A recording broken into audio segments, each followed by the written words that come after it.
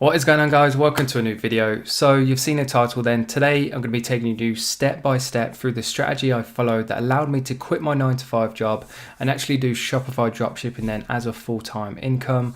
So I like to be as transparent as possible on this channel. So what we're going to be doing is actually jumping into the back end of my first ever Shopify store. I'm going to be showing you pretty much everything. So the numbers that I produced, which was actually a little bit over $100,000 in less than a year, the actual products that produce those sorts of numbers. And then we're going to be going through this strategy itself and actually how I did it. So that being said then, guys, that's the topic. Thank you for tuning in. I hope you enjoyed the video and let's get straight into it. What is going on then, guys? Welcome to my computer. So here we are then inside the back end of the first ever Shopify store I ever created. So just a couple of little background details. It's called Shop Omnia. If you've been following the YouTube channel for a while, you've probably seen it before. I do feature it in my videos quite a lot because it's nice to be able to show you guys actual proper examples of my experiences. It's a store that's no longer in use just because it kind of became redundant. I ended up opening another general store, so it didn't make sense then to pay for just 2 lots of subscriptions, 2 lots of apps. There was 2 different ad manager accounts to manage, so I ended up shutting this one down. However, the site is still live. I do still use it as an example. It's great to send people there and actually show them what I've done. So it makes a great example for YouTube. I don't like to put out my current stores on YouTube just because it keeps me safe. It protects me then from people placing fraudulent orders or putting stuff on social media. I still get people actually trying to hack into this store because none of this information is really private. You can go on the website and see what the actual email address is. People do try and get into this website, but because it's not a current store, I haven't really got to worry about much. So anyway, that being said, first thing I want to show you is just the revenue. As you can see, in the first 9 months then I did £77,465, and if you convert that to US dollars, it is actually over $100,000. So I don't like to clickbait you. I know it's close to that number, but technically it still is over $100,000. And the next thing I want to actually show you then is just how quickly you can actually scale dropshipping. That is actually one of the beautiful things of dropshipping, is the fact that you can go from just naught to making a significant amount of money within a couple of months. So being able to actually quit your job within a year with a new business is a big thing to do. It's a really tough thing to do. In fact, we'll get into that later in the video. Let's actually show you some numbers. So July 2016 then to September 2016, I only did $5 grand. And then if we just have a look at October in itself, was over 20 grand, or over $20,000 if you convert that. So, and October, when this month happened, it was actually at that point where I started writing my resignation letter, and I ended up quitting my job then at the end of December. And from here on there, I averaged about 10 grand a month. Yeah, 20 grand. Purely just because, number one, we were coming up to Christmas, so I wanted to kind of like scale things down, just because coming up to Christmas there was no guarantees in terms of deliveries and things like that. And then I pretty much did 10k a month from there on out. So yeah, 10 grand. In fact, just going back to the overall number again, there's one thing that I want to highlight and show to you guys. One of the big things, or one of the most popular questions then that I get answered, do people deal with long delivery times? And do you really annoy customers? Like, are there people just requesting refunds all the time? And if you look at my overall returns, then it's only £1,000, and £1,000 against 77,000 is not a big deal. I'm not sure on the maths, but I reckon it works out at less than 2%, and less than 2% is pretty good. Like, it's nothing that you should be worried about. So if that is one of your concerns, then just don't worry about it anymore. At the end of the day, e-commerce returns are going to be part of the process. There's no business in the world that is involved in e-com and doesn't ever have to deal with returns. It's just part of the business, but it's not significant enough then to actually worry about. So in terms of products then, the main products were, in fact, I've got one on my desk, was this product here, which is, I've done loads of videos on it, so I'm not going to go into too much details, but it's pretty much just an elasticated turquoise like animal charm bracelet. Like, this was the best selling one, which was the elephant. And then the other one was, I haven't got one in this office, but it's just an LED dog collar, like the stereotypical example of like a drop shipping product. So when it comes to people talking about saturation and things like that, me personally, I don't really believe in saturation. If you can sell, I think when people talk about saturation, they talk about people selling the exact same product and selling it in the exact same way. But if you can sell a product that's similar but not exactly the same, and then sell it in your own unique and eye-catching way, then it doesn't matter how saturated the market is. If you can do it better than the next person, then I think you're always going to be able to sell that product. So anyway, that being said, that's the numbers, that's the store. So how did I actually do it? So let's get into the strategy. As I said in the intro, then I'm just going to move myself over here. As I said in the intro, there's no special secrets or hacks to this. Ultimately, it comes down to doing 3 core fundamentals correctly, which it says there. But before we get into that, I just want to talk about expectations first, because it's a very important part of starting any business. If you don't get into the business with the right expectations, then ultimately it's just going to lead to being dissatisfied and probably giving up.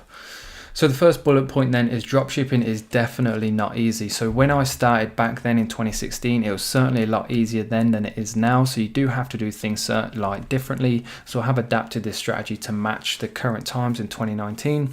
But dropshipping seems to have gathered this kind of reputation that it's a quick and surefire, easy way of making money, when that's just not the case.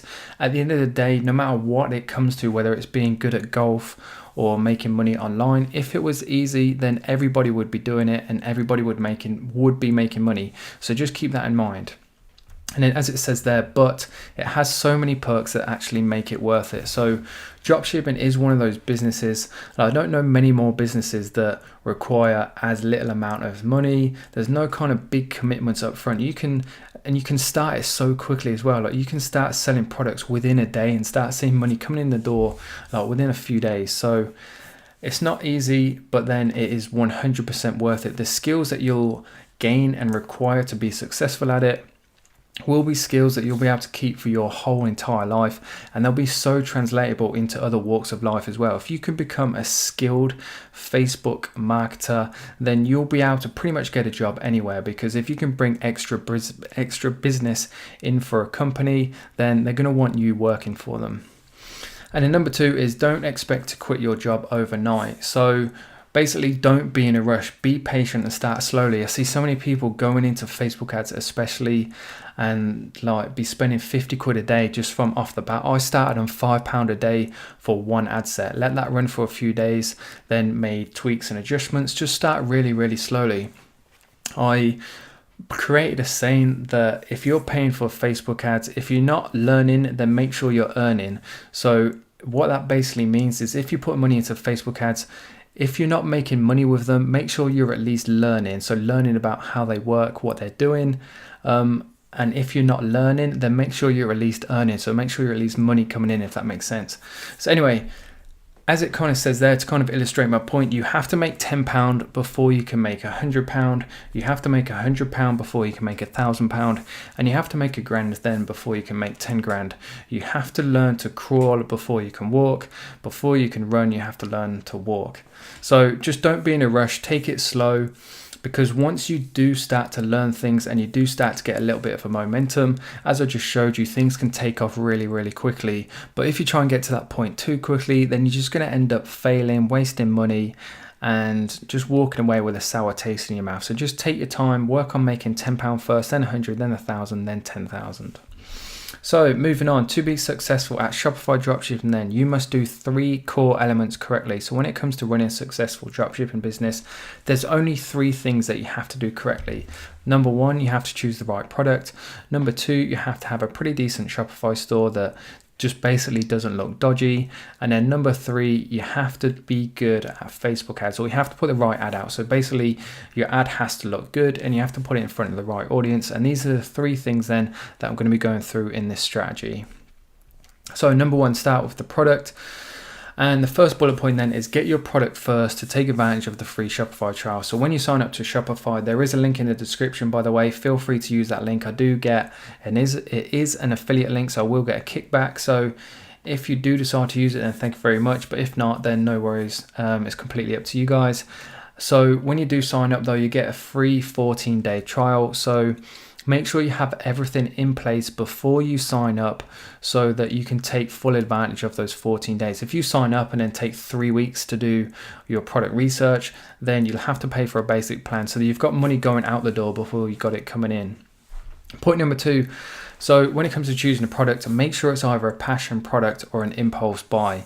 So what a passion product is it's relative to a subject that people are really passionate about. So for example, dogs, one of my best-selling products when I first started, people are really passionate about their dogs, so it's a passion product. This bracelet here, it comes with loads of different animal charms. It was dead easy to market because I could market the elephant charm to people who loved elephants. People are really passionate about animals, so it's always a great market that I find. And then impulse buy are typically the products then that are kind of less than £25, where it's kind of like an insignificant amount of money for somebody to warrant doing research into. So if they see something they really like, for example this bracelet, and it's only £10, then the chances are they're not going to do hours of research trying to find it somewhere else. As long as my store looks decent, they like the product, the checkout process is nice and smooth, they're just going to impulse buy it, which means they're not planning on spending any money. They see it, they want it, and they buy it there and then. Point 3 then, it needs to be easily marketable. So if you pick a product that is difficult to market, then you're really going to struggle on Facebook. So for example then, a fridge, I use it typically in all my videos as an example. It's really difficult to market a fridge because everybody knows what a fridge is and what it does, and nobody really gets excited about it. Plus it's not usually an impulse buy, and it's not a passion product as well. I don't know anybody who's passionate about fridges. So anyway, ideally then a video ad. Video ads in my experience just work so much better than images. And it needs to pretty much show exactly what the product is. And if you can, then include a person using it and having a good time. So it boils down, it's called emotional marketing. I'm not going into crazy amounts of detail in this video because I've got videos on each one of these kind of individual subjects. Any questions at all, by the way, feel free to leave a comment down below. So if you could, the best way to market any product, to summarize, is to actually show somebody using the product and have a good time. If you see any ads on TV, they've always got people in, and they've always got people having a laugh, having a joke around, smiling, enjoying using the actual product, because people connect with it on an emotional wavelength. It resonates with them, and ultimately it builds that feeling within them, and they want to experience that same feeling. So in hindsight, it makes them want to buy your product. Trust me, it works. Next point, source from AliExpress with a good supplier. So typically on this channel then I talk about sourcing products from AliExpress just because it's the easiest and safest way to source products, as long as you go with a good supplier. To be honest, AliExpress are pretty good at like filtering out all the bad suppliers. So as long as you go with one that's been in business for at least a year, make sure it's got a pretty decent rating. Anything less than 4 stars, just stay away from, but you'll soon get the gist of it. It's like anything. When you go on to Amazon to buy a product, you wouldn't buy a product that has loads of bad reviews, and AliExpress is the same way. As long as you go on there and people are saying good things about your supplier and about the product, then you can't really go wrong. And then the kind of final point, a few different methods to actually finding the products. So there's hundreds of different ways of doing your product research. You only have to search on YouTube and you'll find just endless videos. So I don't want to go into too much detail. Again, I've got videos on every single one of these points, and you only have to pick say 2 or 3 and try and find the same product on each one. Make sure people are saying good things about that product on 2 or 3 different websites. Make sure it's getting good reviews, good amount of sales, and you pretty much can't go wrong. In fact, what people tend to do is when they find a product, send it to me and I'll give you my feedback on it and whether I think it's worth your time or not. So a few different ways to mention then is AliExpress. If you just go on AliExpress and filter by orders, it will show you the most popular selling products. You can go and search for products on Facebook. If you just search for a niche within Facebook, go to posts.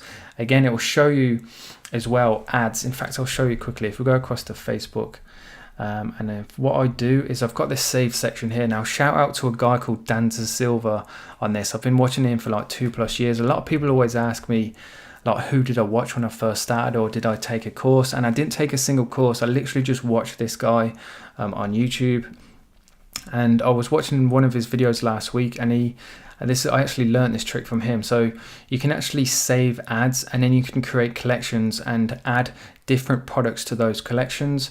And I've created a collection called Facebook Ads then, and these are all really pretty much products that I've been looking at recently. And it's just a great way of basically keeping track of products, and you can have a look at an ad then. So this one, for example, and it will tell you like a lot of information about the actual product, and you can have a look at how many comments. If I try and find a more popular one, then did have this mini projector one saved, but looks like it's not running anymore. Let's go with this one. I think this one's pretty popular as well. I'll just pause that, stop the annoying music. So 1.7k comments. What you can do is open up the comments and just look for buyer's intent. That's the key thing when doing your product research. If an ad's got millions of views, then it's a good sign, but you actually want to go through the actual comments, read through them one by one, and actually look for evidence that people have bought that product. Because when somebody's bought it and they received it, they will go back to the comment section of that post and comment whether they've received it, what they think of it. And that's what you want, basically. You want an actual buyer's intent. It's not just good enough to find an ad that has loads of views. You want comments in there that show that people are actually buying the product. So anyway, that's it for product. Like I said earlier, any questions on this whatsoever, then please do just leave a comment down below. I always get back to every single comment. Moving on to number 2 then is your Shopify store, the second thing you must do well. So number 1 then, once you have a product lined up, this is the time to begin your trial, and always begin with a general store. So there's a massive debate between general store and niche store. If you're a beginner with zero experience with marketing and e-commerce, then I 100% recommend you go with a general store. Quite simply, it offers more flexibility so you can test any niche. The first 5 products, I've done a video on this. I think I advertised maybe half a dozen products before I found the one winning product. And if I'd created a niche store, that would have been 6 different stores that I would have had to create before I found that winning product. So by starting with a general store, then it just allows you to be flexible, test any product, any niche, and ultimately it's just going to save you so much time. So the strategy that I implement right now is I have a general store which I use to test products on, and then once I've found a winning product through that general store, I'll build a niche store around that product and start building a brand around that product. Number 3 then, so keep the design simple and clean. So white background, blue, green, orange buttons. You want colors that aren't really that harsh. If you Google like the psychology of buying, then certain colors do kind of like subconsciously affect different people. Black test and Helvetica font. So very neutral, but at the same time, it just needs to be simple, slick, and professional. So if I just show you a couple of stores actually, just give you an example. So this is actually the first store. So this was the actual store. Then I haven't changed a single thing. That did over $100,000 in revenue. This was the product, and in fact, if I show you the bracelets, that was my first winning product. So handmade to order, arrives in 2 weeks, free delivery. This comment is no longer, that's because the post isn't active. What I did was implement people who come back. As I said earlier, people will come back to your post and leave nice reviews. So I implemented them to the actual product page, because what's better than a review that people can actually click on? It will take them to the post and they can see that it's real life people you leaving those reviews. And this was the product page then. So this is the store. As you can see, it's dead simple. There's nothing special about it. It was Helvetica font, I believe. There's no crazy colors. It's just simplistic, basically. That's the word I was looking for, simplistic. And what people have started doing as well is sending me their stores for me to look at, which I'm more than happy to do. I'll have a look at your stores and I'll just give you a few bullet points, a few different things that you can work on. Moving down, if in doubt, use my store. We've already covered that. Or find other stores using the myip.ms Shopify. So again, if I just show you quickly, if you just copy that, put this into Google, it'll be the top one. And these now is every single store that's using Shopify. So you can open up a couple of these, have a look at like just basically the general design of their theme and how their store looks, just to get ideas. Another one that's good to look at is bluecrate.com. Once this loads up, these guys are 100% dropshippers, and as you can see, it kind of implements the points that I've spoken about. Nothing crazy, no big bold hash colors, everything's just pretty simplistic. And that being said, then moving on to the next point. So use Commerce Inspector to see what theme they are using. I haven't got it installed on this computer actually. So now that I've got it installed, I can actually show you what it does. So it's called Commerce Inspector then. I'm not affiliated. It's 100% free. If you just Google it, you'll be able to find it. It's a Chrome extension. So if you just go across to any Shopify store, and it's this little magnifying glass here, so if you just click on it, it's going to tell you what theme that store is using. So if you like the layout of a certain store, you can go ahead and use the same theme, and it gives you a few other bits of information as well. So I've got the free one, so this is the information you'll be able to get as well. If you click on apps, it's going to give you an idea of what apps that store's using. I'm looking at these now, and I don't use every single one of these. I use most of them, to be fair, so it's pretty good, but just be wary of that. And if you click on best selling as well, it's going to show you the best selling products of that particular store. And then one other thing to show you, if you click on actual products itself, it will show you like the recently launched products and stuff like that. So a couple of things for you guys to check out when you're doing your product research. It's definitely a tool that's worth having. So I'm just going to move myself, let's go back to the strategy. I'm going to move myself back up here. Moving on then, so theme wise, keep it simple again, Venture or Brooklyn. In other words, choose a free one to begin with. It's all you need. If you have got the budget, then as it says here, if you have the budget, then go for a paid theme. I recommend Shoptimized. Again, I'm not affiliated, just all the stores I've seen that use that theme just all look really, really good, really professional. It's got really, really good reviews as well. So if you have the budget, then go for Shoptimized. But otherwise, the free ones are more than adequate to make probably more money than you need to make. Moving on to the next point then, so recommended apps. There's a few. Looks, which is one that is great for reviews. I didn't use this to begin with, but it's in all my stores now. It's just by far of all the apps I've used, it's in terms of actually gathering reviews and then presenting them on your store, it's just really good. So make sure you check that one out. Make sure you get an upsell app as well. This is 100% critical. If you want the biggest return on your money in e-commerce, then get a decent upsell app. I use one called Buy Bold. It gives you, I can't remember the plans now, but at max you'll end up paying something like $50 a month. And if you've got enough traffic going to that product and that upsell, then you'll easily 10x your money. Moving on, Oblo. This is again another must-have app. It provides the link then between AliExpress and your store, just in terms of adding products to your store, order fulfillment, tracking details, all that sort of stuff. Oblo provides that link. And again, it's just another app that I wouldn't personally do without. It just makes your life so much easier. It's going to save you so much time, and time is money at the end of the day. And then fourth and finally is MailChimp. So it doesn't have to be MailChimp, but definitely some sort of automated email responder. Once you set up the processes and just let them run, you don't have to do anything, and they'll just keep bringing in money through the door without you having to touch or do anything. So two things that you make sure you set up. Number one is cart abandonment. I use like a 3-day process, so they'll get sent it, say like 6 hours after they've abandoned their cart, then 24 hours, and then 48 hours. So in the end, they get 3 emails. And then also you want to retarget people who have already made purchases on your store, send them discount codes, send them links to other products. Just try and get people back on your store as much as possible. Next point, so make sure these are must-haves as well. Make sure you have an FAQ, about us, and shipping/returns. These are key. I see so many people not even take the time to put these on their store. But for a new person coming onto your store who doesn't have a clue who you are, they're going to do a bit of digging, they're going to do a bit of research, and they want to make sure you're a legit company. And every legit company has these pages, so you need to have them as well. And then finally, make sure you include trust badges. So these are key. If you look on my store here, let's go back to this product. I've got trust badges at the bottom here, so people can see that we're powered by Stripe. A lot of people know Stripe. It has the PayPal logo there as well. Everybody knows PayPal. They all see it. Everybody sees it as a safe way to check out and pay for something. So it's a great thing to have in your store. I actually advertise that fact on my Facebook ads as well, because people see it as a trusted thing.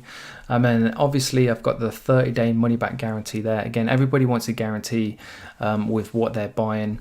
It just puts across like an image of being professional and a legit business, which is obviously what we want to do. Moving on to the third and final part then of the video. If you're still watching, guys, I really do appreciate it. It means a lot. If you're enjoying the video so far, please do leave a like as well. I would really appreciate that. And then number 3 then, Facebook ads. So point number 1, keep the ad copy simple. And by that I mean the actual design of the ad. It doesn't need to be crazy, it doesn't need to be tons of emojis, it just needs to be solid and to the point. So a great example of this then, if we go to this guy's Facebook page, and these guys are easily pushing 7 figures a year.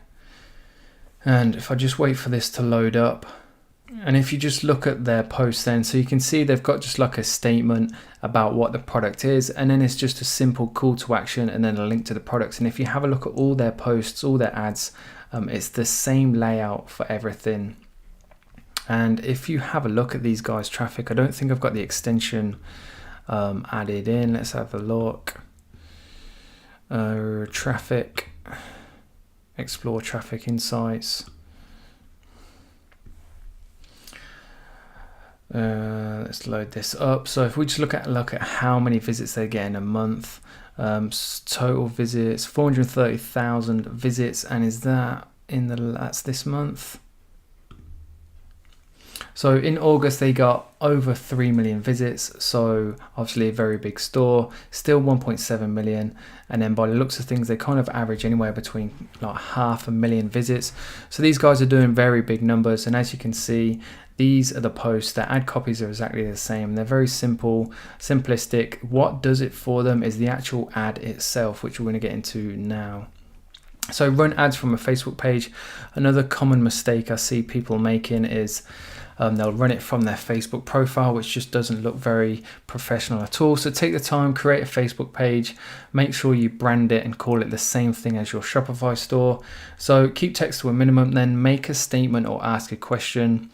So that's going to be your top line, and what that's going to do is get people's attention. If you make a statement that's relevant to them, it's going to make them interested. In the same way, if you ask them a question that's relevant to them, so if you ask people who walk their dog in the dark, do you walk your dog in the dark?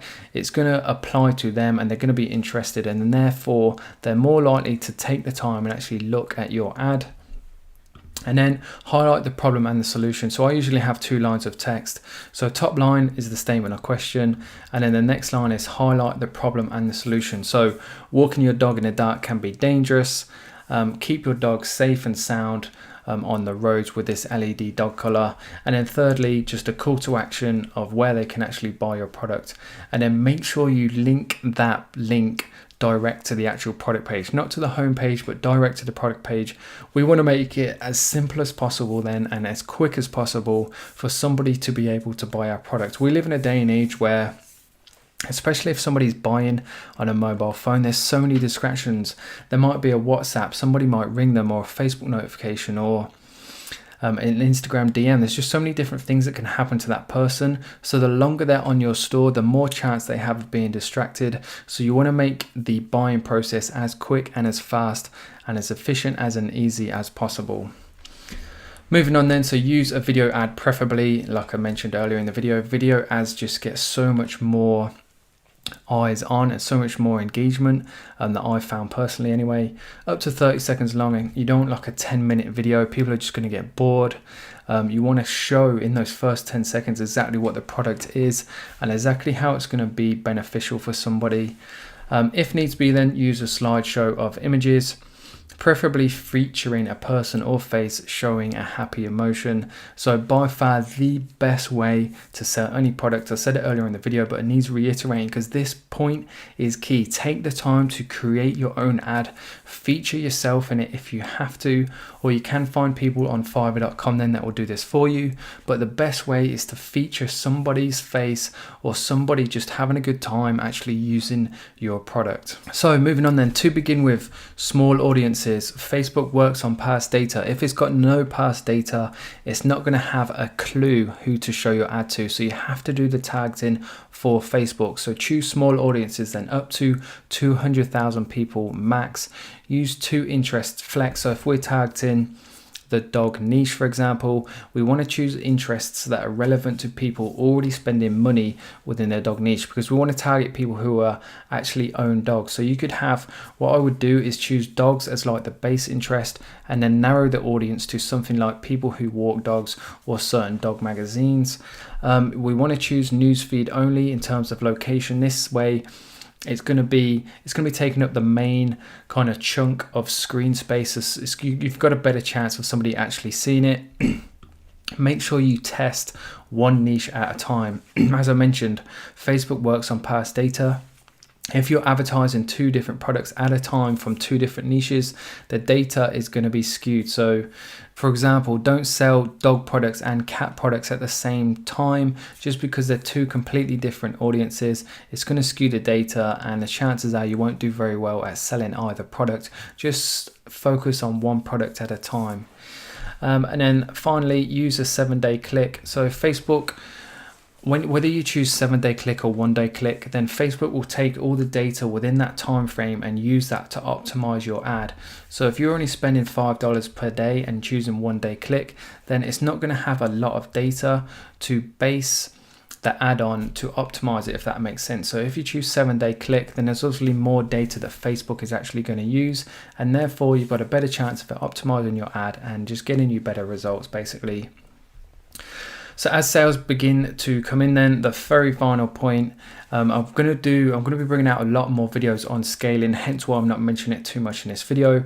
But to be honest, when it comes to scaling, it's pretty simple. As sales begin to come in, then you scale vertically and horizontally. So when they start to come in, Facebook starts to learn who your ideal customers are. So this is where you can start increasing this audience size. We no longer have to choose up to 200K. We can go even further than that because Facebook is starting to recognize who our ideal customer is. So we can do this quite a few different ways. We can include more countries.